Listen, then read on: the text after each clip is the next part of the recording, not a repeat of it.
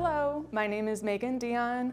I am the Public Art and Artist Program Specialist with the Nebraska Arts Council, and welcome to the Fred Simon Gallery, which is located in the Nebraska Arts Council offices in the Old Market in Omaha, Nebraska.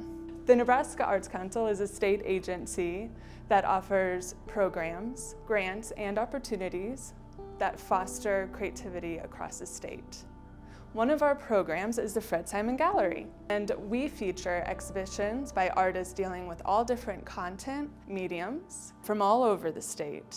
Right now, we're going to hear from our current exhibiting artist about the work that they create for this gallery and in their studio practice and why they do that. So we look forward to seeing you at the Fred Simon Gallery in the Nebraska Arts Council very soon.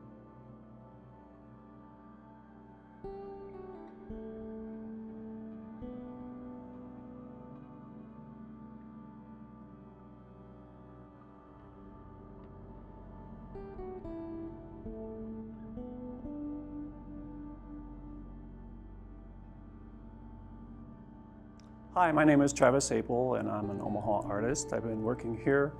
I moved in Nebraska from north central Missouri in 2001, so it's going on 25 years. And my work focuses on nature, and it's grown into the human impact through industrial means. And my work started out with casting bronze and aluminum and metal, but over the years it's sort of gone into fabricating steel, and also found objects, local source materials like concrete, tires, auto glass, things like that. And so a lot of that work is featured in my work here currently on this exhibition titled Remaining Strata. And the work is basically talking about the strata being everything that comes from the earth, comes from the ground, and basically the remaining bits of the materials that I use. That's been kind of a frustrating part of my practice that I've collected so much. I would say it's remnants, they're just debris. And over the years, I've discovered that they're just getting piled up, and I sort of sort them out, and they basically were speaking to me about how they can come together into a new form. And so that's what this exhibition is about.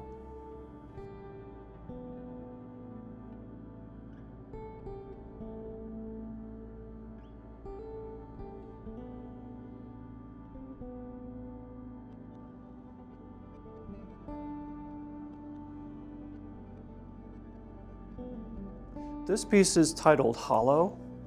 Like a lot of different artworks that artists make, each one is kind of a self-portrait, but this one is more of a self-portrait than it appears to be. One of the things that I'm really fascinated by is landscapes. A lot of my work, you could see the geomorphism, sort of the layering, that's the strata part. I wanted to use a lot of the wood and plywood that was just scattered in my garage and some of the concrete. What this piece really is kind of like, it's a land form, but it's also sort of an animal form, like a clam. I wanted to make it where the bottom piece represents an aquifer below the visible landscape that you can see. Like typically this is what you would see in the southwestern part of the United States. One of my favorite places to visit. And I always thought that like a geode, which this definitely has like a geode kind of a look with the auto glass inside of it, is basically to me the idea of a geode represents, because the crystals are formed inside of an atmosphere inside this stone bubble that creates the crystals. It's the gas, the atmosphere inside there is kind of like a spirit or the soul or the essence. And also, this sort of kind of represents the invisible part of a person, the essence, but it's expressed in its physical and its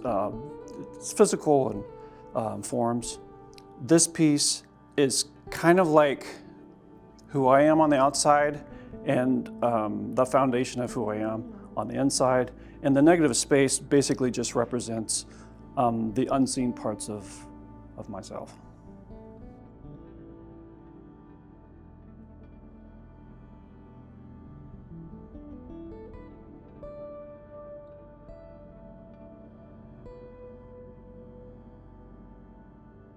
This piece is titled Frank, kind of as in Frankenstein, because it's made of so many different pieces of stuff that I've had in the studio. Mainly, the body is a cast aluminum, and that was supposed to be part of a sculpture that ended up failing because before I took the waxes to the foundry, they warped just enough so whenever they were cast in the metal, they were cast in the position that they were received.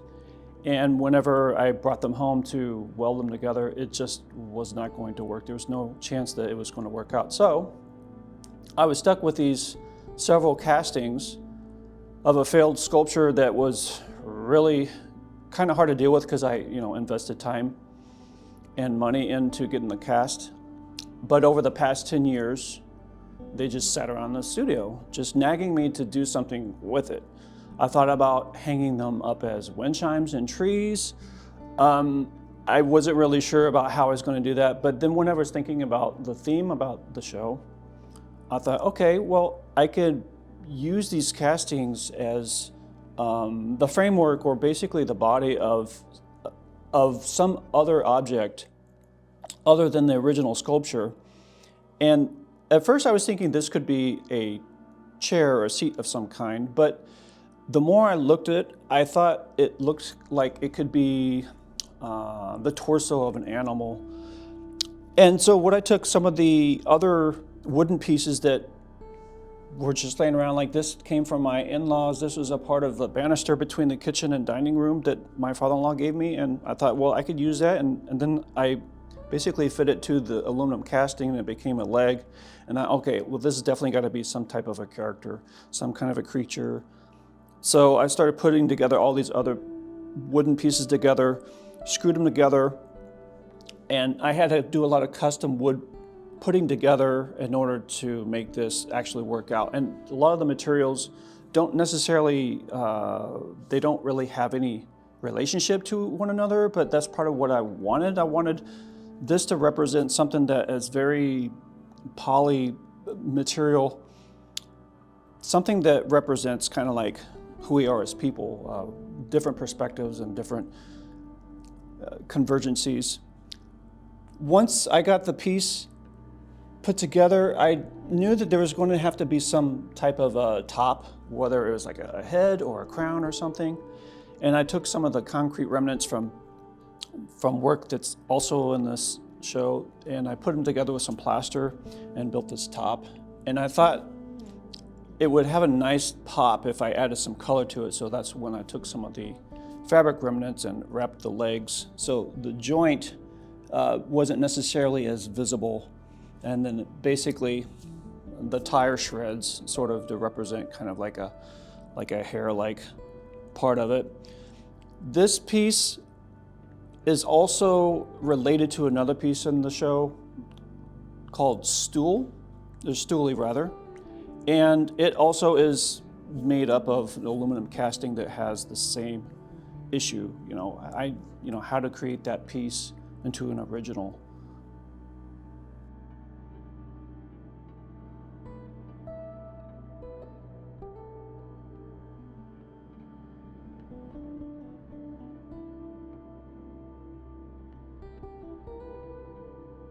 This piece is titled Reincarnate, and another thing I wanted to feature in the show were contrasts. And the contrast being organic versus synthetic. And I think it comes clear in the amount of things that are raw versus things that are processed. For instance, the natural cow bone, and I wanted to sort of balance it out with artificial knee implants that came from a high school art teacher who wanted, her daughter wanted me to create something with them. And the process involved in plywood versus a piece of walnut that fell in our neighborhood. So I'm gathering a lot of materials and that are found and also traded from other artists in the community. This piece basically tells me a lot of what can be possible after a loss of someone, the departed basically will carry on through a different life form. And aesthetically, I wanted the raw root tree, the front of this is kind of like just a little branch, but I wanted to sort of balance it out with some of these little spikes that are heavily processed and tie it in with a little bit of aluminum. People ask me if these are movable, this one in particular, if it's movable. It's not movable, but I like the viewer to think that it's possible that it can move. This piece was also inspired by the Alebrije, the idea that it's a dream and it becomes in the mind's eye that it can travel beyond just sort of an imagination.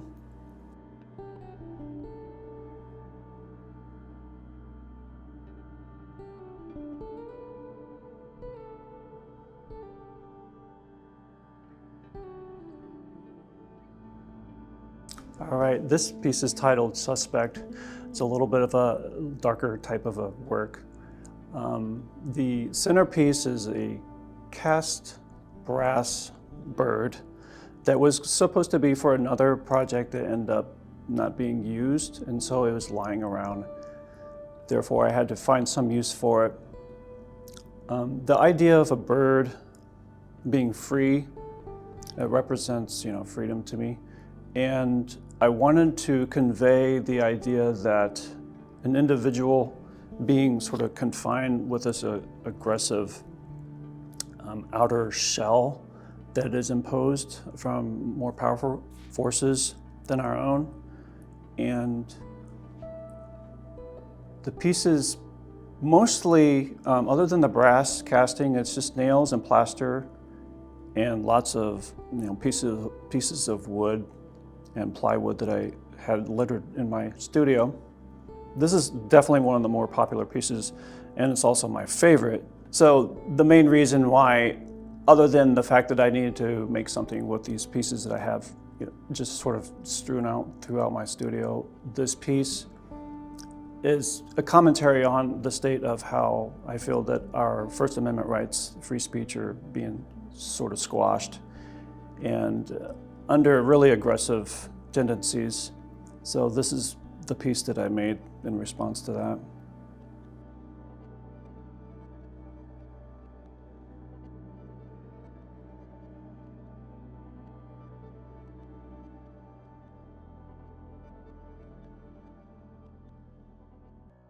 This piece is titled Domestication, and it is a self-portrait, and the locks on here I welded them together, and they each have like a little saying on there, such as citizenship and dogma, hierarchy. The piece of limestone that makes up the shoulder was a piece of repurposed material. Actually, I was told that it came from the old World Herald building. So this is local Omaha remnant from an old building. And the wooden base was a tree that was in our front yard that we had to take out because it was uprooting some of our infrastructure and our sidewalks. So we took that tree down, and I like to use as much of the tree as I can. So this was one of the pieces of oak for that. And the light bulb has a cord. I had to open this up so no one would try to plug this in. So this piece was made in 2012 for an exhibition downtown on the idea of nudity, actually. And I interpreted nudity as being naked psychologically. So I wanted to create this work based on the idea of like this dark exposure, which are contrasting terms, but on the idea that the light is out, it's out for season, but there's some symbolism in there that I think reflects how I felt at the time in 2012. I think that was actually a time whenever I was in transition, going from some of the fabricated elements from the old castings. And so this has got a lot of processes involved in it So some of that rawness doesn't necessarily come through except for the materials. They're not super refined other than the carving of the stone and the welding of these locks. The work that I'm doing now has a little bit of combination of the heavily processed and just letting the materials be as they are.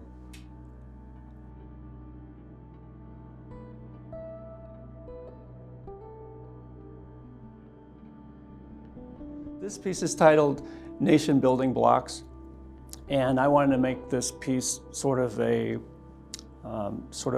commentary about the nature of the military-industrial complex and how it has been a part of nation building and destruction and trying to impose democracy on other lands. But other than that, I wanted to include the idea that a section of land, a piece of land, a culture, a region was burnt down through a chaotic, explosive way. But I also wanted to include some of the tree root. So this sort of represents a tree also, kind of a tree in the Middle East. But as I mentioned before, it's a piece of land, it's a town, and the infrastructure below the ground. And this was the largest piece in the show, but it was also the last one that I created.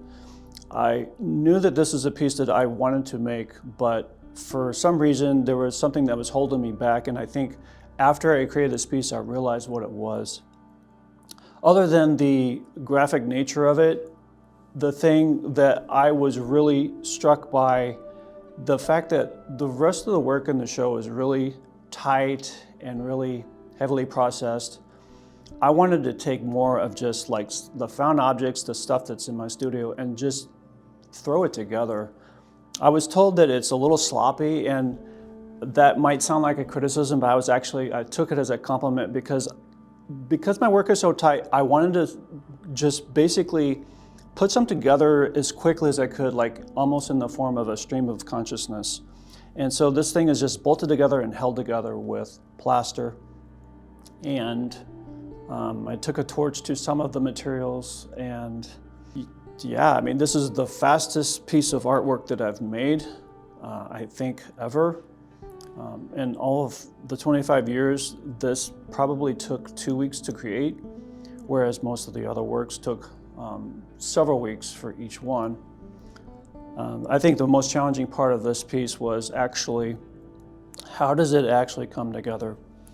Whenever we're talking about like this piping and the root that came out of my backyard and some of the plywood and stuff, I basically wanted to make sure that I preserved the tree root, but I also did a little carving on here just to give it a little bit of visual texture. But it's mounted with a piece of plywood, and I had to make all these little these joints and screw it together. But I also, in order for it to actually stay put together, I had to bind it with burlap and layers of plaster. And with plaster, I added some pigment to it to sort of give the idea of like each layer of strata representing the history of time. With the lighter colors and with the darker colors, eventually to a dark gray color, sort of to me represents more and more processes, more and more power and intrusion upon a people and land. And so that's where I came up with the idea of nation building blocks. I have some bricks in here, some pieces of wood that sort of reflect some historical pieces, the way that they're shaped, in addition to some of the concrete and basalt rocks that are inside this piece that are part of the remaining bits that rain down after a place is exploded. And this is just how it sort of turns out. These aluminum castings of the ammunition was a part of another project that didn't end up being worked out for me. So again, these were basically just kind of like hanging out in my studio, telling me how I'm going to make something out of them. And I thought, well, they're going to be part of a representation, the symbolism of like how this piece of land was destroyed. and therefore nation building blocks.